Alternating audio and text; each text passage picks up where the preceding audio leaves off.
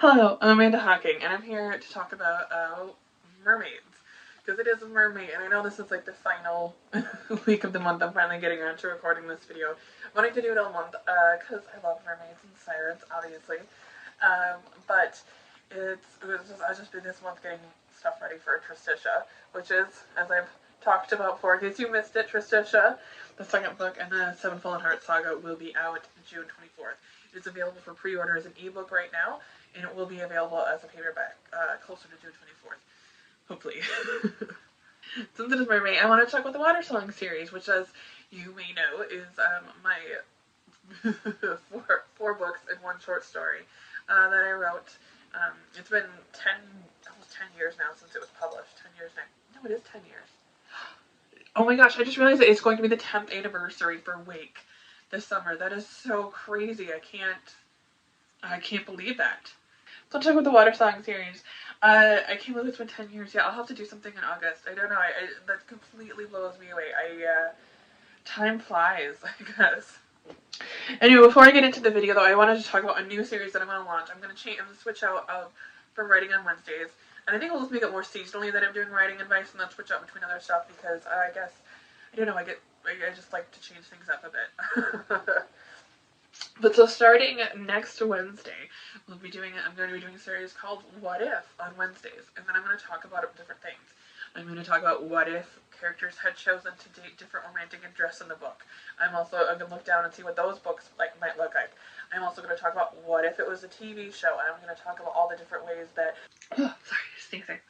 I'm also going to talk about what if it was a TV show, and I'm going to talk about what that would look like, how I would want it to look, or what if a certain series was a book or a movie, and I'll look at that. But it's basically just what if stuff that hasn't happened or isn't going to happen for a variety of reasons, such as TV shows or me writing the series a whole different way with a whole different love interest. And I'll explain why, for stuff like that, why it's not going to happen that way. But I'll also explore and see what it would look like if things had turned out differently. Obviously in those videos there will be spoilers and stuff if I'm going to talk about what if this book ended differently. You know, there will be spoilers for that book. But I will let you know about it for each thing, you know, because it's going to vary for different stuff. Some of the stuff some of the stuff will be entirely spoiler free too. But yeah, I'm excited about it. It's going to be fun. So that'll start next Wednesday. What if? I don't know for sure what the first one is going to be. Yeah, I'm going to take a look at some of the stuff. I've got a bunch of ideas and I have to decide which one I want to start with, which is always like a whole thing for me anyway. Anyway, for this week's episode of where I'm talking about Watersong, I thought I would kind of talk about the digital scrapbook. I made a digital scrapbook last year for all my books, and I'm going to look at the one for the Watersong series. And I got kind of into digital scrapbooking I got into it because I wanted a way to look back and to share facts and trivia and stuff about the Watersong series and my other series with readers. And I had always really loved making collages. I actually love scrapbooking. It was for about 20 years ago, I feel like it had its big heyday. There was scrapbooking stuff everywhere, and then once Facebook and the internet came, people kind of lost interest in scrapbooking.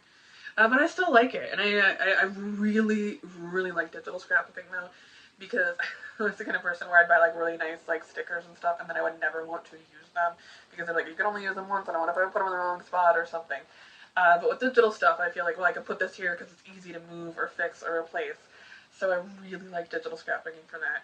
It's also just a lot of fun. You do have more freedom with digital scrapbooks. And I'll talk about it too, like how I made the scrapbooks and stuff like that too, how I could go. And I'm also going to do a react to the Watersong trailer. The Watersong trailer, if you haven't seen it, it's for a book trailer. My publisher made it in conjunction with The Other House, and it is absolutely gorgeous and stunning. And so I'm going to do the digital scrapbook, and then I'm going to talk about more in depth about the Watersong trailer because it's beautiful. So for the scrapbook, how I make the scrapbook is I take different images that I have, and I use I use Procreate a lot, which is an app on my iPad for drawing and things like that. I also use Unfold for some formatting and stuff like that. That is like it's a project app for doing social media, more for Instagram stuff, about getting layouts and things like that and templates. And so I really like that because it can make stuff more convenient. And it just helps me like focus in on stuff too. And so, and I also buy things from Etsy, like some digital goodies like stickers, ephemera. Sometimes I buy fonts too. That'll be like all over though, like this thing. I don't know wherever the font is. So all day I buy fonts a lot. So I have a lot of fonts and digital goodies that I use, and that's basically how I make it. It's not super exciting. I sometimes buy stock images. I sometimes just use just images I find and stuff, especially for like you know, when I'm doing like dream casting stuff, I really do that. But so I've talked about this, the cover of my Watersong. This is the cover of Wake, and it's also the cover of the Watersong digital scrapbook, as you can see. And the Wake cover is so beautiful. It's one of my favorite things. And this was James Porto took these pictures, and it was one of the coolest like bits of kismet because I love James Porto so much.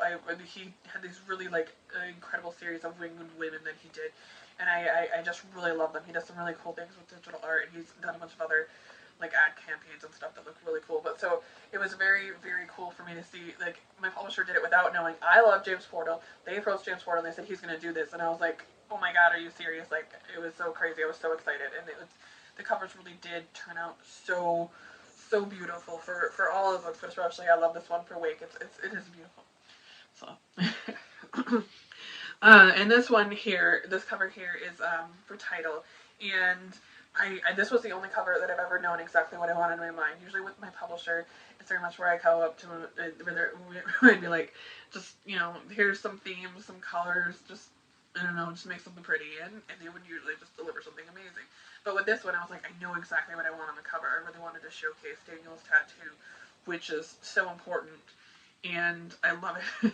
One of the cool, crazy things about life. So I wrote Daniel 10 years ago, and it was before I had met my husband. Even, you know, well, I think I met him, but we didn't really know each other yet at the time, and he didn't have it. But my husband now has a big tattoo of a tree on his back, so it's one of those fun things that I love to see. That it's a cool connection that I didn't do. I mean, there are two separate things, but it's nice when things happen like that. It feels like kismet, you know? But yeah, this cover is done by Lisa Marie Pompeo, and I love it. It's beautiful. I also like the artwork for Pen. I think that she likes, yeah, so it's less, this cover is Daniel and Pen, and I think that Pen looks really good. I really was picturing, like, Megan Fox when I was writing it. But I think that is a very, yeah, she's really good. I think she's fantastic, the cover model. Honolulu so this, I'm just going to read it, and you can see. So, Honolulu was a book I started years ago, but scrapped because it wasn't working. I took a few parts that did work, like Lydia and her bookstore Cherry Lane, and used them in Watersong. The lovely cover for Honolulu was done by Claudia McKinney before I scrapped the book. And that was like back when I first started self-publishing. I was really just like, so what you guys don't know is that I constantly have ideas. I'm constantly starting projects. I'm constantly outlining things. I'm not necessarily writing those things. I have to pick projects and kind of force myself to stay on one until it's done sometimes.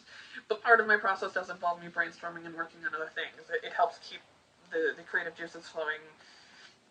I don't know exactly how to explain it, but it works best because if I try to just stick on one project, it doesn't work so well. I have to kind of have some freedom to just play in different worlds to make the world that I am working on work. If any of that makes any sense. But so, back in the day, I used to be more transparent about the stuff that I was working on because I wasn't used to people being let down or disappointed if it didn't come into fruition.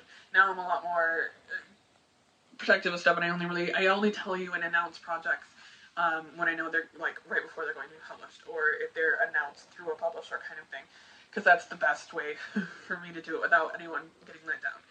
And some projects, end up coming, like I work on them, they end up coming to life a lot later. Like Freaks was started that way. It was started as something that I just did to play in, and I ended up publishing it later, and so it does happen that way. Honolulu was something, though, it was about witches in a small town, and it had some good bits in there, but there was some of it, I don't know. It was a lot more high school based, and I didn't want to write specifically about like high school and high school problems. I mean, the Watersong series is set during summer because I wanted to write about teenagers, but I didn't want to write about high school. And so that was part of the thing that didn't work for Honolulu, is that it really was focused on high school and cliques and things like that. And when I got into it, I wasn't quite as in the mood for it. There was other stuff that just didn't work, and Anyway, but Lydia ran the bookshop, Cherry Lane, and Lydia and Cherry Lane books are fantastic, and I really was glad that I was able to bring them in because, like I said, they were the parts that worked, so having them in there was good. But that's it. I mean, I do sometimes cannibalize parts that are interesting, so if something doesn't work, it just doesn't work, but I try to make the parts that do work later. And that's also one of the reasons why, and I've said in other videos too, that I don't believe that you never waste your time writing. Even if you have to scrap, if you write like a whole chapter and you get to like, oh, I have to scrap this. And sometimes, and I've done it before too, where you realize, I have to rewrite this entire book from page 1. I've done that before too, and that is tough.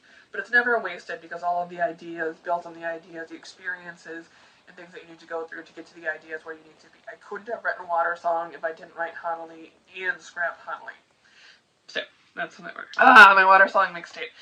This is, the mixtape for Watersong is so fantastic. I've talked about it a little bit before too. Florence and the Machine, after I had written 2 or 3 of the books, I don't remember, a few of the books were out, I discovered, Florence came out with, What the Water Gave Me, that album, and that album is just, I mean, the whole thing just fits so perfect. I love it so much. It's so, yeah. But I really love this soundtrack too. I had fun with this soundtrack. I went more poppy than I usually do. I usually kind of, I can get kind of like emo about it, but this one I really wanted it to be like this fun, jazzy thing. I wanted to have the music that I thought, like Penn and Lexi and stuff would like on here, as well as, you know, stuff that Harper likes, and yeah, so I love this soundtrack. It's a really good one. Riverside by Agnes Obel is a specific song that I listened to while I was writing the scene in Elegy where Harper and Daniel are dancing together. I listened, that's a song they are listening to canonically in the scene, and I was also just listening to it on repeat, and it's a beautiful song, and if you haven't listened to it, you should. I have all of the playlists for the books and stuff up on Spotify, so you can always check the stuff out on Spotify. I've got links on my bio and everywhere, so I definitely do. This is the Watersong mixtape is one of my favorites for sure. Janine Garofalo and Velma are Marcy, and that's so true. Marcy is one of my favorite characters, and people ask who's one of your favorites. Marcy, all the time, and I say, which character do you think you're most like? It's probably also Marcy. So yeah, Marcy is so much fun. I really love her. I really loved writing her. She did have, especially in like the first book, there were a few problematic lines. And Marcy, I have her make a joke about bulimia, and I don't. Gross. I mean, I wouldn't write the joke now. It seemed, you know, like kind of like this edgy thing.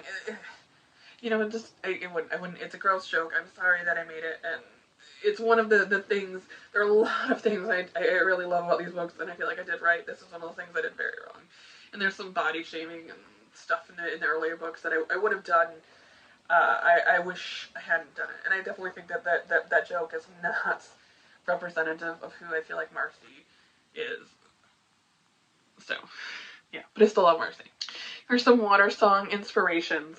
Obviously, it's Christian Andersen's Little Mermaid.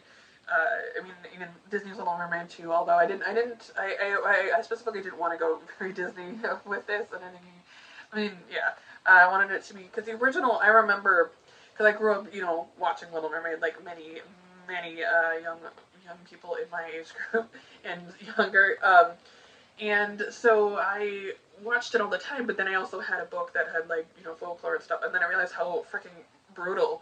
Because it's a brutal, like, the actual story, what she goes through. Everything is really painful and gross, and then she dies at the end. She just turns into foam and she dies. It's a brutal story. It really is. And so I did take that inspiration more than the Disney one, because I wanted this one to be brutal, because the Greeks were brutal too, and it's obviously Greek mythology. Were really brutal. I also took inspiration from the Taming of the Shrew. I mean, you can see it with Bianca and Catherine are very much the templates for Gemma and Harper, and I think that you know, I can see it. And eventually I even incorporate the Taming of the Shrew quite literally in the book, because I wanted, the reason that I could incorporate it so much is, again, because it was one of the inspirations. I'm a dork, and I do like Shakespeare. I mean, I think he definitely gets we had to read so much Shakespeare in school, and I wish we had gotten to read. I mean, he is good, but I mean, there's other stuff too. You know, you don't just. But that's a separate tangent. Like I don't want to go on that. But anyway, The Taming of the Shrew.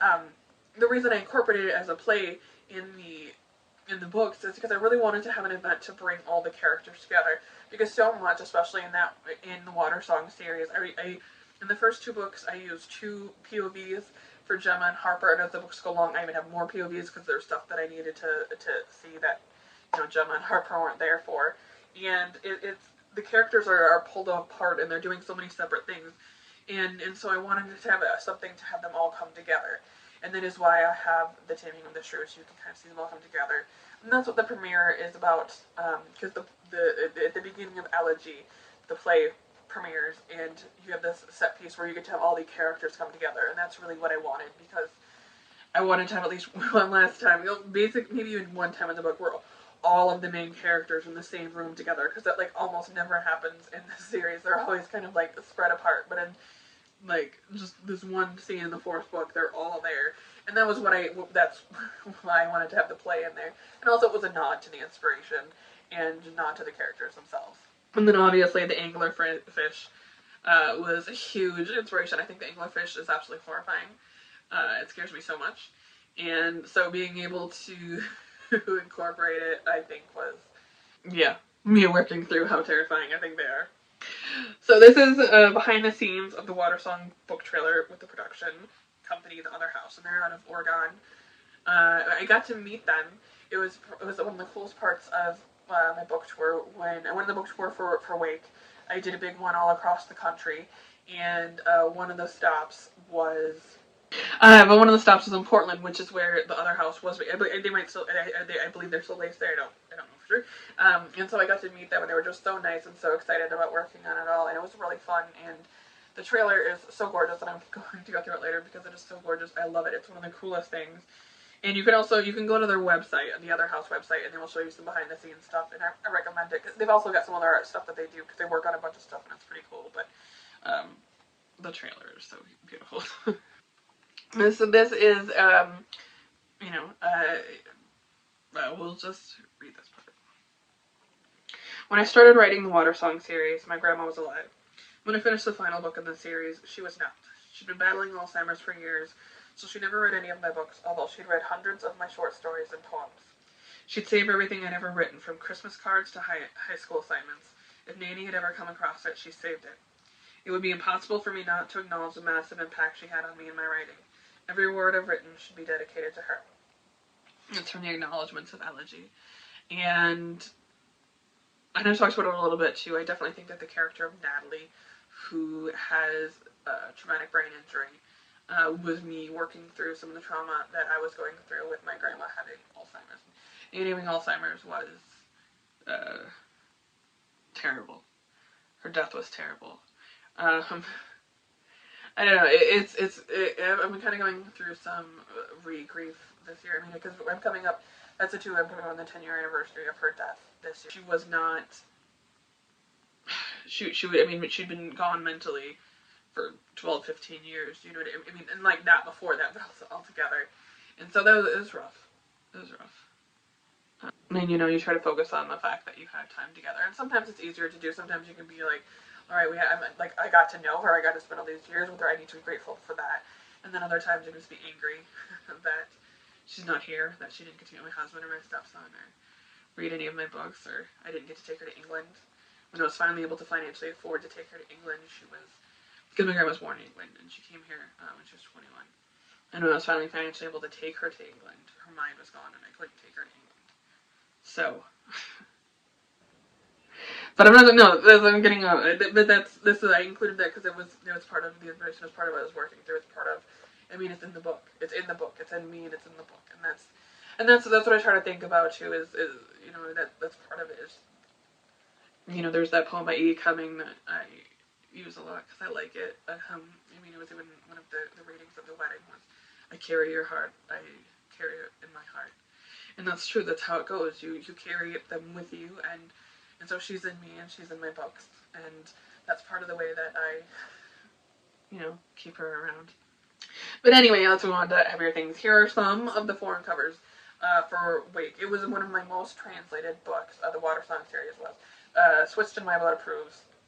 Well, the first 3 books of the Trill Saga and the My Blood Approves series are also were translated a lot. But Wake was also, you can see like the bunch of different covers here. I really like all the covers. I've seen all the covers I've seen for it. I think are cool. Some of them are you know, more minimalist than others, but I think they're all very neat. And so now I'm going to watch the trailer and react to that. Okay, so Watersong has a few trailers. I have them all on my YouTube, and so you can watch them separately. But there's like one trailer that kind of is the whole whole series, and then there's the shorter ones for each of the books. And I'm going to do the main Watersong book trailer that accompanies all of them, and kind of just explain to you little things about it that you may not have noticed.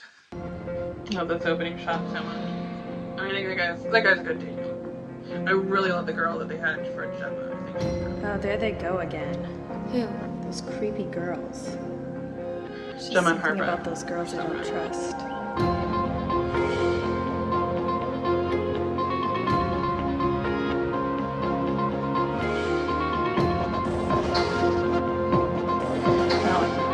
So you think those girls had something to do with this?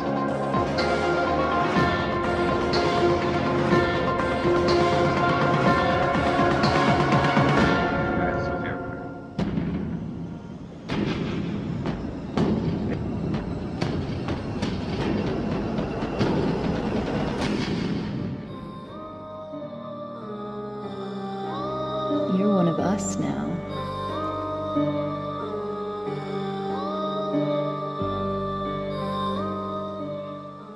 Okay, I didn't say that was to the end. But I really love the trailers, and it's very cool. And I've got like a whole series of trailers, and I love it. It's also, this was like one of the first times that I really got to see, because there hasn't been a TV show or movie, so to see my characters doing stuff is crazy and surreal. Like, I absolutely lost my mind when I saw the trailer. I was like breaking down. I was like, this is so amazing. I mean, and it's so amazing. I love it so much. Yeah, so if you like the trailer, you should like the video, because it's cool. And yeah. So now I've probably been rambling about Watersong long enough. Again, it's one of my favorite series. It's so fun. There's a lot of good in it. A few things that I definitely wouldn't do now, and some other stuff that I might just change, and that I would have changed for funsies. But I love Gemma and Harper and Daniel and everything, and it's a really good, it's a good series. You should check it out. But thank you all for tuning in, and thank you for being a fan of the series. And remember, next week I will be back with a new series called What If Wednesdays, and I will be talking about what if things were different. I don't know exactly which one I would decide on the topic next. Thank you all again for tuning in. It was really fun to take a look back at Watersong and to talk about it, and to realize that it's been 10 years, because I did not. So thank you all for making Watersong such a fun, it's got really good staying power, and I really appreciate all of that, and I do really love this world. It was a lot of fun to write.